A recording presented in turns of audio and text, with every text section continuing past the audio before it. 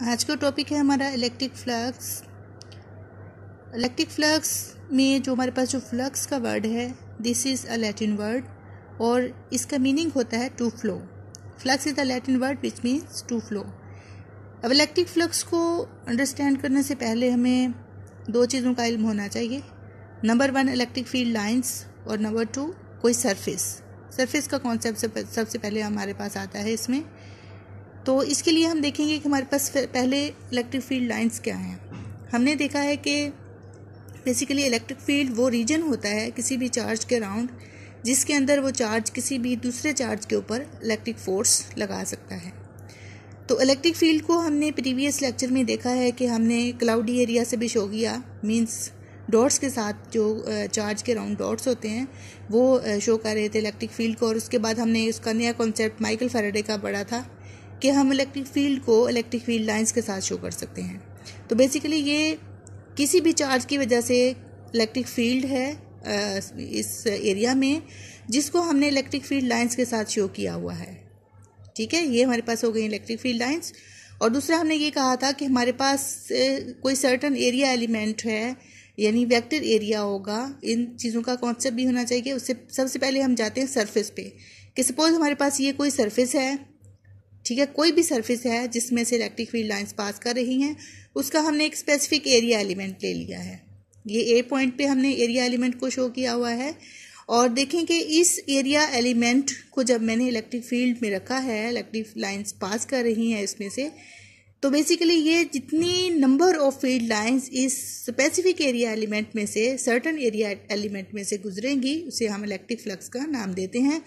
इसे हमने ए पॉइंट पे रखा तो इसमें देखें कि ज़्यादा नंबर ऑफ लाइंस पास कर रही हैं। जब इसे हम बी पॉइंट पे रखेंगे तो यहाँ पर चूंकि इलेक्ट्रिक फील्ड की स्ट्रेंथ कम है, इलेक्ट्रिक फील्ड लाइंस भी इधर कम होंगी, ब्रॉड है, मतलब दूर दूर होंगी। यहाँ पे इलेक्ट्रिक फील्ड वीक है, यहाँ पर नंबर ऑफ फील्ड लाइंस कम होंगी, तो यहाँ पर इलेक्ट्रिक फ्लक्स भी कम होंगे, यानी नंबर ऑफ फील्ड लाइंस कम पास कर रही हैं इस एरिया में से as compare to this area. तो इस हिसाब से हम इलेक्ट्रिक फ्लक्स को पहले तो हमने देखा कि फ्लक्स बेसिकली लैटिन वर्ड है जिसका मीनिंग है टू फ्लो, जितनी लाइंस फ्लो कर रही हैं इस सर्टन एरिया में से। तो अगर इलेक्ट्रोस्टैटिक्स के हिसाब से हम प्रॉपर डेफिनेशन लें तो हम इलेक्ट्रिक फ्लक्स को दो तरह से डिफाइन कर सकते हैं। नंबर 1 फिजिकल डेफिनेशन हम इसकी दे सकते हैं, नंबर 2 इसकी क्वांटिटेटिव डेफिनेशन दे सकते हैं। फिजिकल डेफिनेशन में हम इन वर्ड इसे डिफाइन करेंगे, लफ्जों में इसकी डेफिनेशन देंगे।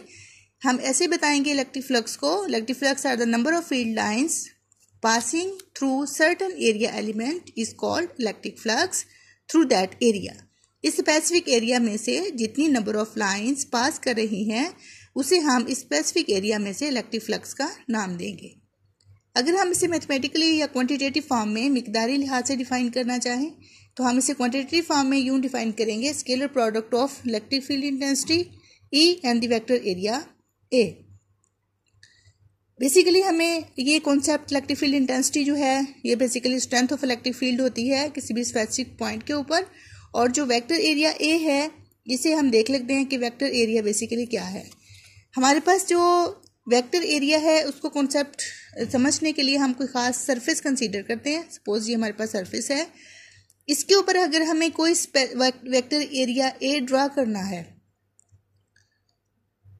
तो इसके लिए हम क्या करेंगे कि बेसिकली ये जो ए वेक्टर है वो इक्वल होगा ए इंटू एन हैट के, यानी इस एरिया का, इस स्पेसिफिक सरफेस का जो एरिया वेक्टर होगा वो ऐसी फिजिकल क्वांटिटी होगी जिसकी मैग्नीट्यूड तो इस सरफेस के एरिया के बराबर होगी, लेकिन उसकी जो डायरेक्शन होगी वो नॉर्मल होगी to this surface.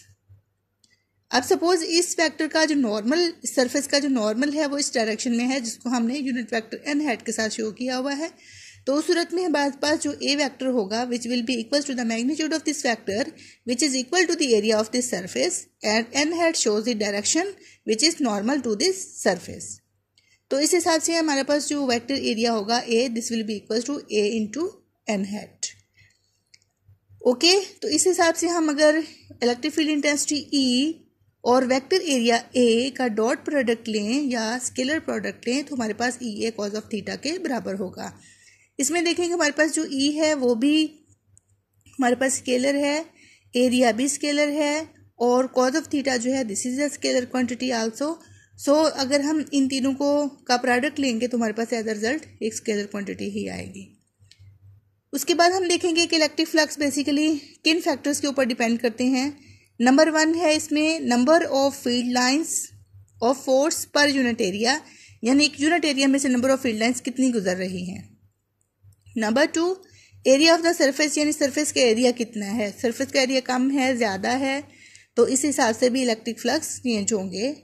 Orientation of the surface, यानी सरफेस की ओरिएंटेशन क्या है, हमने उसे कैसे अरेंज किया हुआ है, हमने उसे सीधा लेटाया हुआ है, खड़ा किया हुआ है या इंक्लाइंड फॉर्म में लिखा ऐसे रखा हुआ है, यानी ये कुछ एंगल बना रहा है इन फील्ड लाइंस के साथ। तो इसके लिए ये ओरिएंटेशन भी मैटर करती है इलेक्ट्रिक फ्लक्स में। बेसिकली 3 फैक्टर्स हैं, number of field lines per unit area, unit area में से नंबर ऑफ फील्ड लाइंस कितनी गुजर रही हैं, एरिया की सरफेस कितनी है और सरफेस का एरिया कितना है और ओरिएंटेशन क्या है सरफेस की।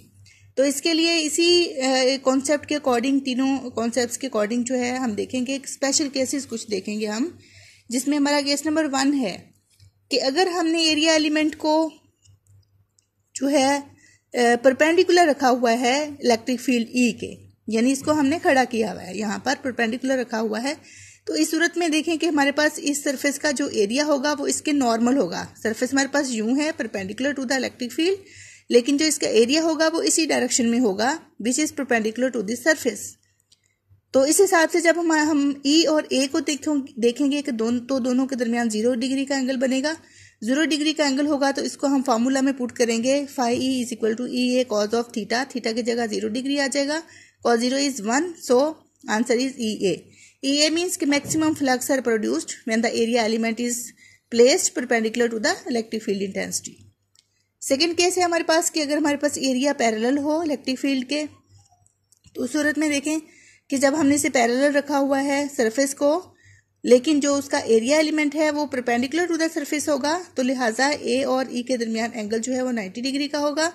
जब हम फार्मूला में लगाएंगे cos 90 डिग्री तो हमारे पास आंसर 0 हो जाएगा, मल्टीप्लाई करेंगे तो 0 होगा। Minimum flux will pass through the surface when it is placed parallel to the electric field intensity. Third number पे है हमारे पास केस 3 कि जब हम एरिया को इंक्लाइंड कर लें at an angle theta with lines, यानी ये लाइंस इलेक्ट्रिक फील्ड लाइंस हैं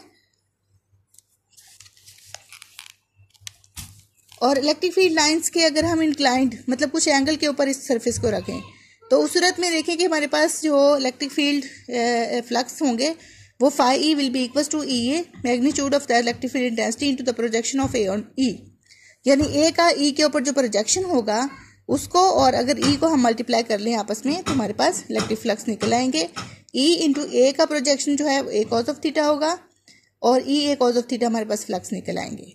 तो इसमें देखेंगे फ्लक्स जो है हमने पहले भी देखा कि this is a scalar quantity, तो इसलिए चूंकि ये स्केलर प्रोडक्ट है, ये डॉट प्रोडक्ट होगा, इसलिए इलेक्ट्रिक फ्लक्स जो है वो एक स्केलर क्वांटिटी है।